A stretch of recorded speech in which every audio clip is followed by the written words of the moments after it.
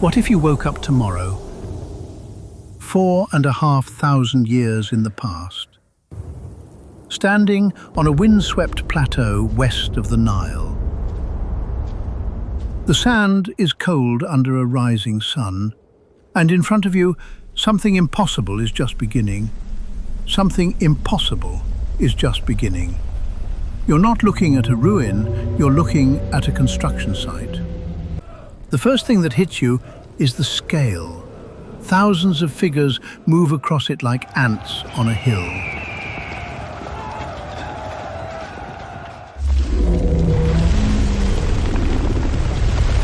Thousands of figures move across it like ants on a hill.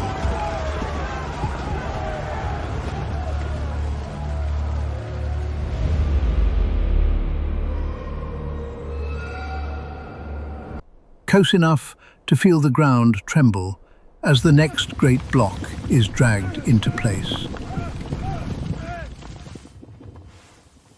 Look to the river. The Nile has flooded its banks, so they come here, not in chains.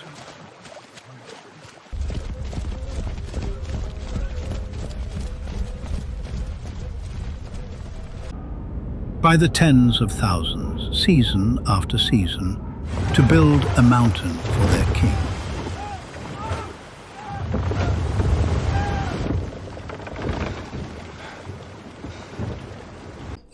Follow the noise to the quarry. They drive copper chisels into the stone. Each one weighs more than 2 tons.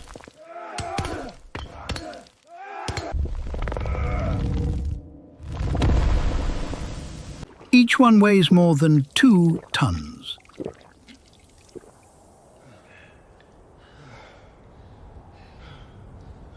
There will be more than 2 million of them before this is done.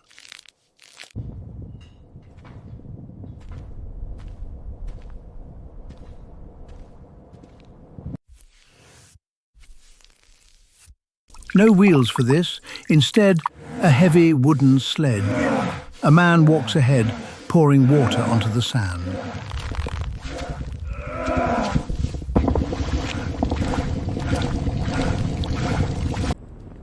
A vast ramp of packed earth and mud brick climbs the pyramid's flank. The top seems to touch the sun.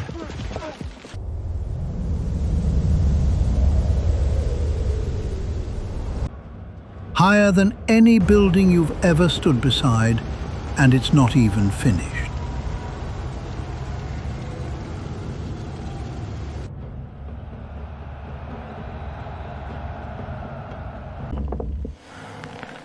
From down here, the top seems to touch the sun.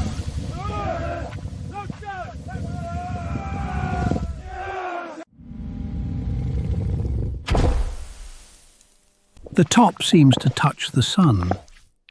Chanting fills the air.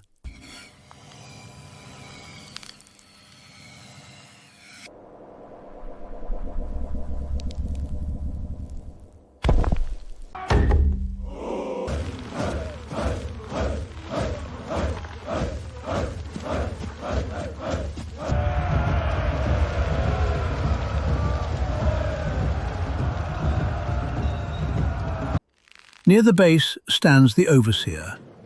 With a knotted measuring cord and a sheet of papyrus, he checks every angle.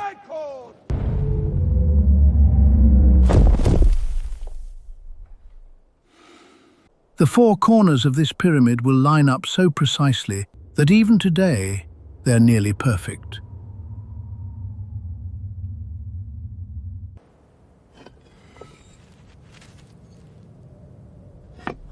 Walk into the workers' village beside the site. There are bakeries, breweries, kitchens roasting fish and beef.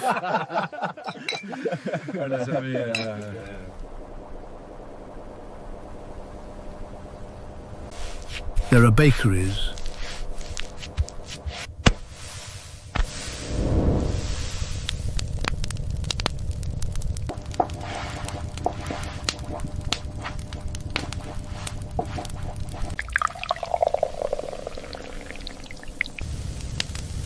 Breweries, kitchens roasting fish and beef.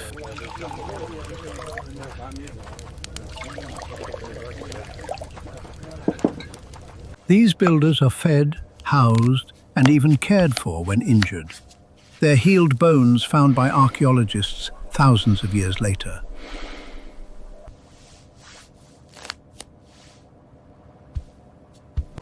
This was the proudest work a person could do.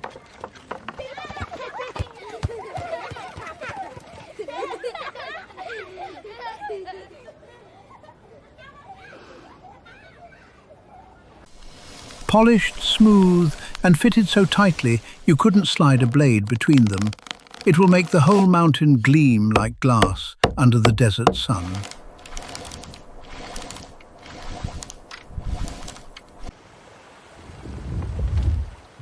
Fine, almost white limestone, ferried from quarries on the far bank.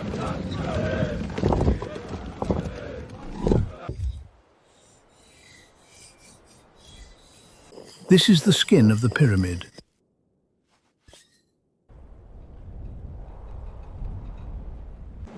Look south. Granite, hauled 800 kilometers down the Nile from Aswan. Darker, harder, heavier.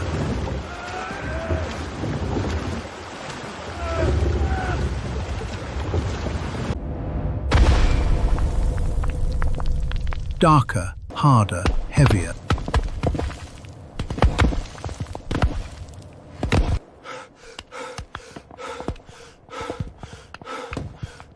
It's destined for the deep chambers at the pyramid's heart, where the king himself will one day rest.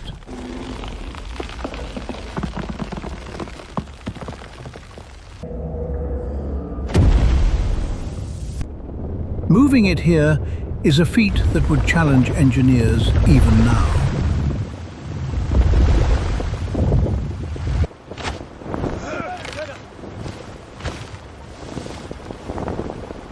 They line the pyramid to the stars, fixing its sides to face true north, south, east, and west.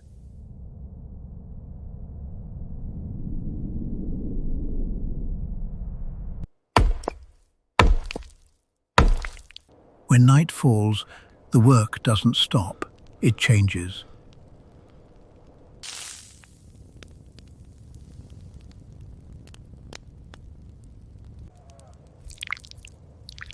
Just patience, mathematics, and a sky full of light, older than the stone beneath your feet.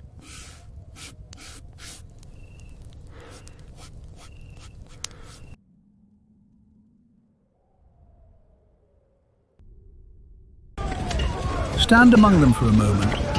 Feel the heat, the dust in your throat, the rhythm of thousands of hands.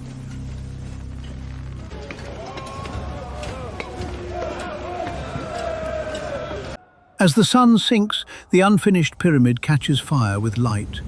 The pale casing stones blaze gold and amber.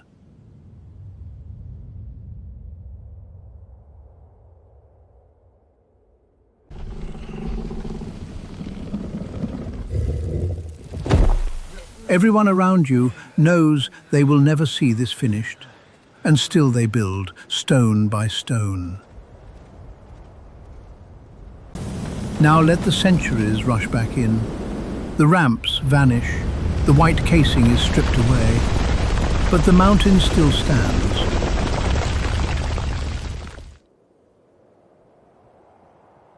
So if you could go back, would you pick up a rope and pull? The lantern's still lit, and there's so much more to see. Hey guys, I'm the narrator. Catch the next What If on my YouTube channel, JD-OmniTale. There's a ton of new videos waiting. Subscribe and step into the questions no one else is asking.